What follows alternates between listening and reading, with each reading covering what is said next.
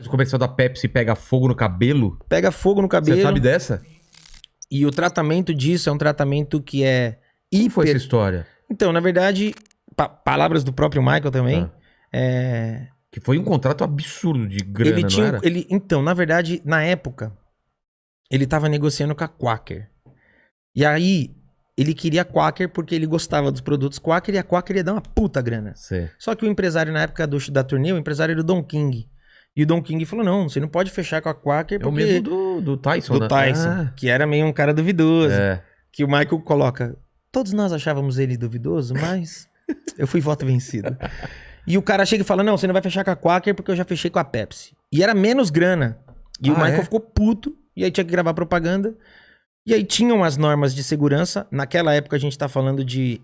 os efeitos, as explosões, elas eram mesmo explosões. Reais, usava né? pólvoras e quando não era pólvora no estado puro, era uma pólvora que eles alteravam. Tanto que membros do Kiss tiveram acidentes também. Porque na época não era uma coisa muito segura. E aí o efeito estava muito, muito mais próximo do que deveria estar. O Michael com cabelo, anos 80. Você pensa, hoje a gente tem qualquer produto, você escolhe com... Nem tem mais gel. Naquela época, não tem mais álcool. Naquela época tudo usava álcool. Então gel tinha álcool. Então tem a explosão, queima. Fica no osso mesmo, vai pro scalpo, o negócio é pesado. Queima a pele e atravessa. E aí o tratamento disso é quando ele tem o primeiro contato com o medicamento que ele fica viciado, porque o tratamento disso, pra acalmar a dor, como é que funciona? Eles colocavam uma bolsa dentro da cabeça, eles inflavam essa bolsa com soro.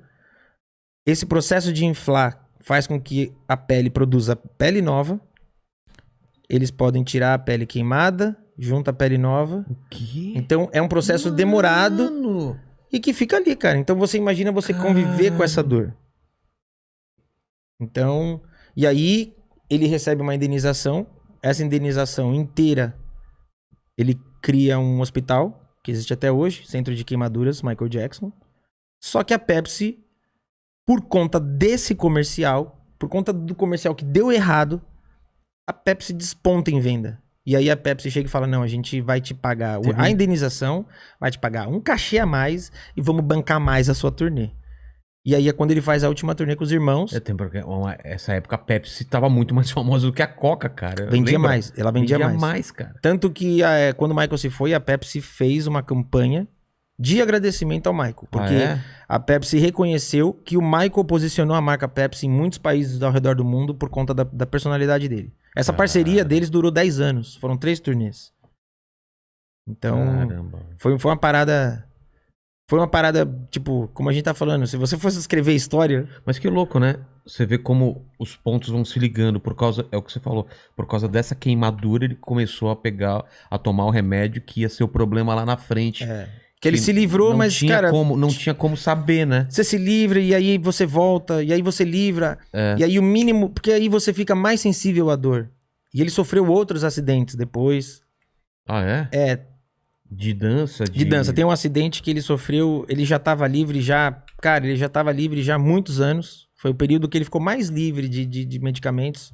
Ele tava livre já há 6 anos. E aí, em 99, ele fez um show... Que ele fez o seguinte, ele fez um show na Coreia do Sul e praticamente 24 horas depois, quase 24 horas depois, ele fez o mesmo show na Alemanha, em Munique. E aí tinha um momento do show que uma ponte se formava, a ponte explodia, ele ia lá pro topo do palco, cantava lá no alto, a ponte descia, se formava de novo, ele saía da ponte e vinha pro palco. No show, a ponte sobe e por algum erro a ponte não se sustenta e ela cai. Caramba, ele caiu junto com a Vendo ponte. no vídeo, a impressão que dá é que foi um tombo lento. Mas esse tombo lesionou a espinha? A coluna dele.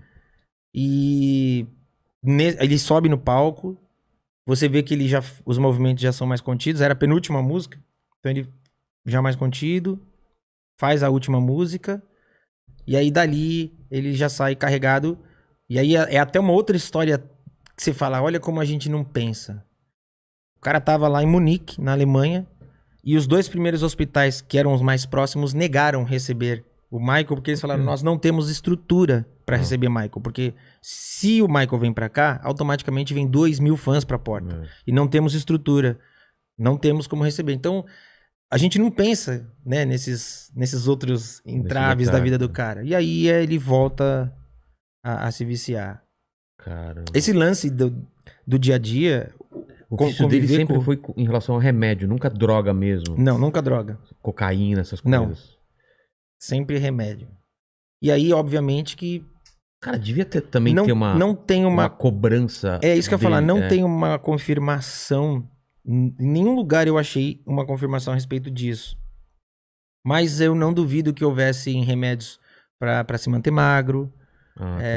Com certeza ele tomava remédio pra ansiedade. Com certeza, sabe? Você imagina. A prova que ele corria contra ele mesmo, de se superar sempre. O coreógrafo contou um negócio que eu nunca tinha imaginado na vida. Ele falou que a primeira turnê que ele fez com o Michael, ele entrou como um bailarino. Ele aprendeu as coreografias com o próprio Michael.